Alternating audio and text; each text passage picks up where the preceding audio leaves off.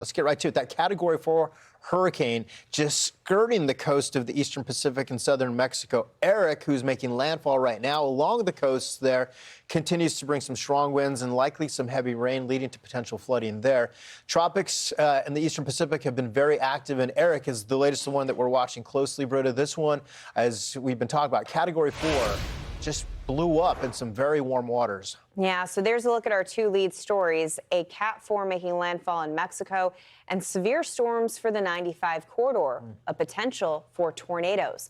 Let's head to the tropics first, give you the update on Erick. Here's the latest from the National Hurricane Center. Winds are at 140 miles per hour. The overnight advisory, the winds are at 145. So that interaction with land is starting to occur. But man, this is a tough scenario. Yesterday, the waves were up off the coast of Oaxaca. Oaxaca state has just been tremendously impacted in the overnight hours.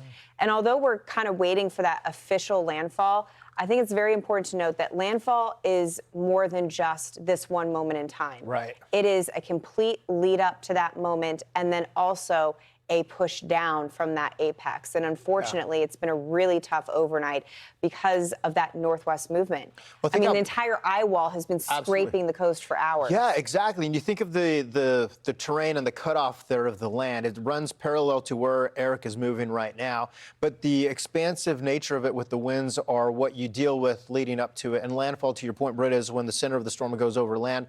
That call will be made by the National Hurricane Center. We wait for their update coming on anytime. Britta highlighting where the eye wall is, and you can see a portion of it probably getting very close to the land, if not moving over land at this point. But when that little cross section grows over, then they say, okay, we've got landfall. We do have, by the way, hurricane warnings in effect from Acapulco to Puerto Angel, if you're familiar with the area. I think an important note is that we have a lot of mountains here that will wring out a lot of the rain, but also sustaining the winds. You have a lot of beautiful resort areas with a lot of glass. And just look at that eye wall. I mean, to have a landfall of a Cat 4 is bad enough when it comes in directly from the coast. But to have it scrape along the coast, I mean, you're talking about a good 40-mile stretch here where the eye wall has been scraping, and it's still scraping the coast as we speak.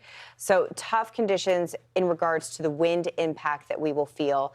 As this moves onshore, notice that it almost looks like it drops off the map.